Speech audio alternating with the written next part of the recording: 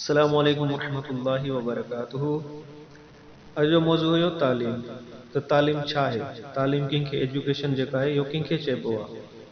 असां अॼु ॾिसूं था त जेके जेके वॾा वॾा डिग्री खयों वेठा आहिनि, वॾियुनि वॾियुनि पोस्टुनि ते वेठा आहिनि, हाई स्टैंडर्ड लाइफ गुज़ारनि था, पर उन्हनि जी बि हालत ॾिसूं था त पंहिंजनि इदारनि में, पंहिंजे सिस्टम में या किथे पंहिंजे अड़ोस पड़ोस में उन्हनि जी हालत जेका ॾिसूं था, उन्हनि जो जेको बिहेवियर ॾिसूं था त तमामु बुरो थो लॻे। त छा इहा तालीम आहे? छा डिग्रियुनि खणण खे तालीम चइबो आहे?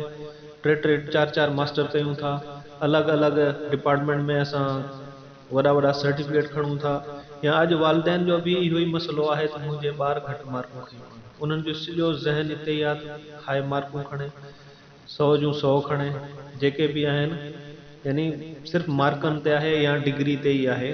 त असां छा तालीम जो मयार इहो आहे?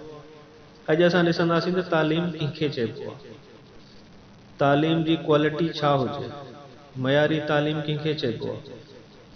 हर दौर में असल में तहक़ीक़ थी आहे, पुराणे दौर खां वठी हींअर ताईं हर टाइम तहक़ीक़ थींदी रही आहे ऐं उन्हनि जे तफ़सीलात ॾींदा रहिया आहिनि माहिर जेके आहिनि तालीम जा। त तालीम कंहिंखे चइबो आहे, तालीम जो मयार कहिड़ो हुजे, उन में काफ़ी सारियूं पॉइंटूं ॿुधायूं त हे बि शइ हुजे, हे बि शइ हुजे, हे बि शइ हुजे, पर हर दौर में कुझु शयुनि खे एक्सेप्ट कयो वियो, कुझुनि खे रिजेक्ट कयो वियो। यानी कुझु चयूं त ठीकु आहे हुजनि, कुझु न, हिननि जी ज़रूरत न आहे, एतिरी शइ काफ़ी आहे। पर यादि रखो त हींअर ताईं जेके बि तहक़ीक़ थी आहे या जेका बि तफ़सील तालीम जी ॾिनी वई आहे, तालीम छा आहे, उन में टे शयूं साॻियूं ई रहियूं आहिनि, यानी उहे कॉमन रहियूं आहिनि। बाक़ी ॿियूं काफ़ी सारियूं पॉइंटूं आहिनि जेके रिजेक्ट ऐं उन्हनि खे पास कयो, टे शयूं साॻियूं आहिनि जिन्हनि खे 3C जे नाले सां ज़ाहिर कयो आहे। त इहे 3C अगरि केरु हासिल करे सघे थो या को इदारो इन खे ॾिए थो, चाहे ऑक्सफोर्ड यूनिवर्सिटी हुजे, चाहे उनखे इहा शइ पंहिंजे वालदेन खां मिले, त उहो तालीमी याफ़्ता आहे।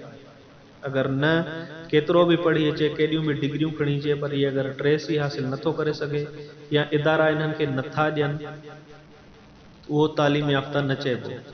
अचो त ॾिसूं इहे 3C कहिड़ा आहिनि, जंहिंमां पहिरियों C जेको आहे कॉन्फिडेंस, एतमाद। जदीद दौर जी तहक़ीक़ आहे त अगरि को तालीम वठण खां बाद में बि उनमें एतमाद पैदा नथो थिए त इहा तालीम न आहे। ऐं मोमिन लाइ ईमान खां वधीक एतमाद कोन्हे।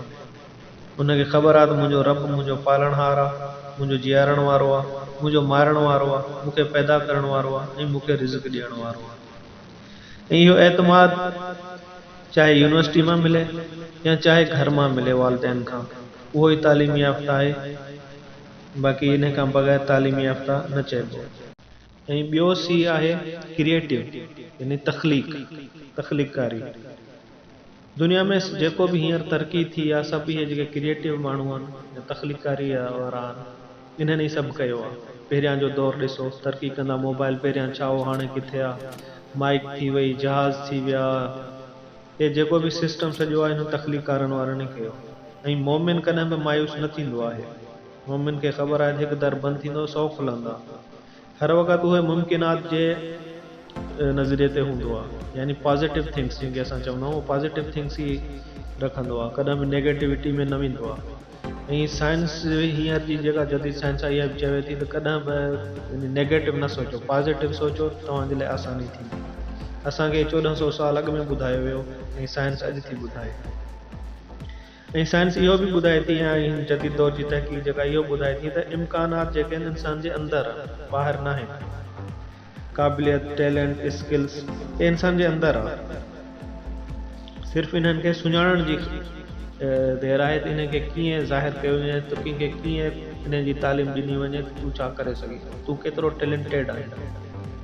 इहो सिर्फ़ु तालीम जे ज़रिए ई कंहिंखे सम्झायो सघे थो। ऐं तालीम अगरि इहो नथी सम्झाए सघे या किथां को इदारो इहो इनखे क्रिएटिव खे इंसान खे नथो करे सघे, त उहा तालीम न आहे। ऐं टियों C आहे करेक्टर, किरदार। अगरि पढ़ण लिखण खां पोइ बि वक़्त जी क़दर न आहे, ईमानदारी न आहे या क़ुर्बानी ॾियण लाइ तयारु नथो थिए, पोइ इहा तालीम न आहे, या जदीद तहक़ीक़ थी चवे। ऐं गोरा इहो बि चवनि था त अहिड़ो वक़्तु बि आयो हो जंहिं वक़्तु त इहे टे सी हर शख़्स में मौजूद हा। उहो 1400 साल पहिरीं हुयो। हिन दौर में भी इहे मिसाली शख्सियतूं आहिनि। अदल कीअं कजे उन्हनि खे ॾिसो, दोस्ती कीअं रखिजे उन्हनि खे ॾिसो, सखावत कीअं कजे उन्हनि खे ॾिसो। ऐं अॼु जो वॾो मसइलो ई किरदारु आहे। किरदार जी कमी या बद किरदारी घणी वधी वई आहे।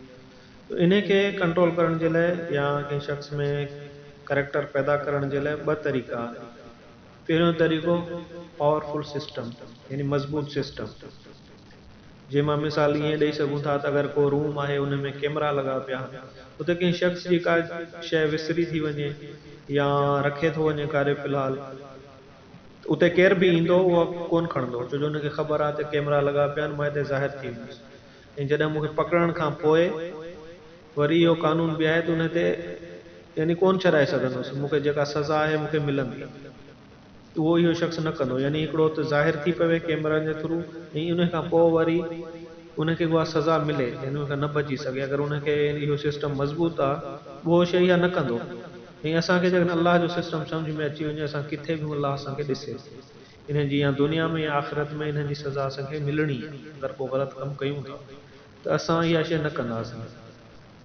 ऐं हुकुमरान खे सम्झ में अची वञे जेको अलाह जो निज़ाम आहे, जेको इस्लामी निज़ाम आहे, इहो ई दुनिया में बहितरीन निज़ाम आहे, इन खे अप्लाई कनि त इहो हर शख़्स में किरदार पैदा थी वेंदो। ऐं किरदार खे पैदा करण जो ॿियो तरीक़ो आहे रोल मॉडल, यानी मिसाली शख़्सियत।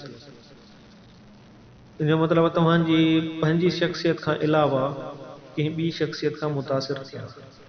अॼुकल्ह असां कंहिंखां मुतासिर आहियूं, या हिन दौर में जे रोल मॉडल कंहिंखे था सम्झूं, जेके फिल्म स्टार आहिनि, क्रिकेटर आहिनि, या बिज़नेसमैन थी विया, या फुटबॉलर थी विया, इहे सेलिब्रिटीज़ असां इन्हनि खे सम्झो वेठा आहियूं ऐं असां इन्हनि खे ई फॉलो कयूं था। वाल जी कटिंग आहे, कपिड़ा वठणा आहिनि, छा करिणो आहे, इहो ॾिसी करे असां इहो ई सिस्टम हलायूं।